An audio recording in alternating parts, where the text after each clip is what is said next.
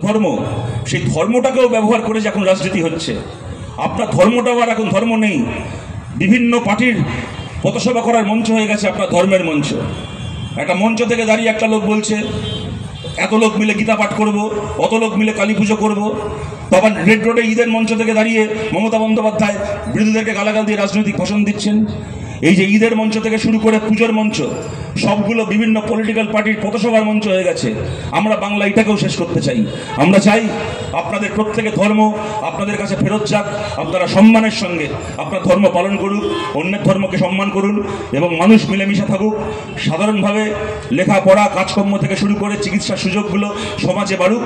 আমরা পরিষ্কার বলতে চাই, বামপন্থীরা যদি দায়িত্ব পেয়েছে, বাংলায় সরকারের টাকায় ঘুরপথে ইমাম ভাতা বন্ধ হবে, বাংলায় একটা 9 পয়সার ইমাম ভাতা হবে না, বাংলায় সরকারের টাকায় মন্দির তৈরি বন্ধ হবে, জগন্নাথ মন্দিরের একটা প্রসাদের দানা সরকারের টাকায় হবে না, সরকারের সেই টাকায় বাংলায় স্কুল কলেজ তৈরি হবে, সরকারের টাকায় প্রত্যেক বছর এসএসসির পরীক্ষা হবে। সেই ব্যবস্থা আমরা করতে চাই। আপনাদের সবার কাছে আবেদন করছি, যদি আপনারা মনে করেন আমাদের এই লক্ষ্যগুলো ন্যায্য, তাহলে এই লক্ষ্য পূরণে আপনারা আমাদের পাশে দাঁড়ান। দেখুন 9 তারিখ ধর্মঘট, অনেক ভাবে ধর্মঘট ভাঙার চেষ্টা হবে। যাদবপুরে দাঁড়িয়ে কথা নতুন করে বলার কিছু নেই। 2012 সালের ওই 28শে ফেব্রুয়ারি, আমার দিনটা ভুল না হলে দিনটা ছিল 28শে ফেব্রুয়ারি, এই যাদবপুর এলাকায় ধর্মঘটের দিন আমাদের কমরেডদের ওপর কী হামলা হয়েছে, কী আক্রমণ হয়েছে, সেই স্মৃতি আমাদের এখনও মাথায় রয়েছে। তেমন আবার তৃণমূলেরও মাথায় স্মৃতি রয়েছে। এত হামলা, এত আক্রমণ, আমাদের পার্টি অফিসে এত ভাঙচুর, আমাদের এত কমরেডকে রক্তপাত ঘটানোর পরেও ধর্মঘটের দিন রাস্তা থেকে আমরা নড়িনি। মাটি কামড়ে আমরা লড়াই করেছি, মাটি কামড়ে আমরা লড়াই করব।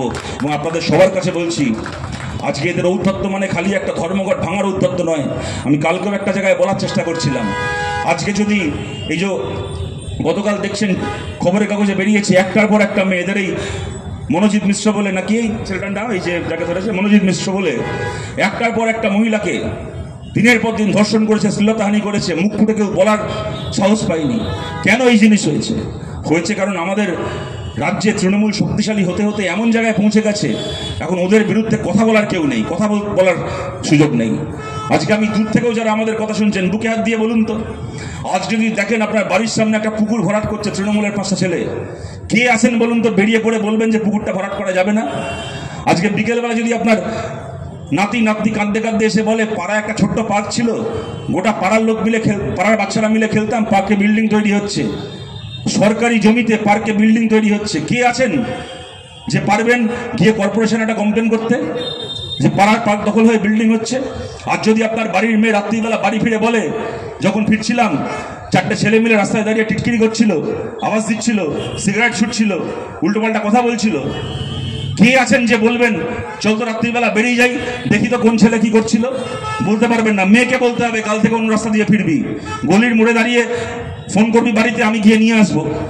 তবু দাঁড়িয়ে ছেলেগুলোর সামনে গিয়ে জিজ্ঞেস করতে পারবেন না যে কে রাস্তায় দাঁড়িয়ে আমার মেয়েকে আওয়াজ দিয়েছে। আপনি জানেন, যদি করতে গেছেন পুলিশ থেকে শুরু করে পাড়ার কাউন্সিলর সবাই ক্রিমিনালের পক্ষে থাকবে, কেউ আপনার পক্ষে থাকবে না।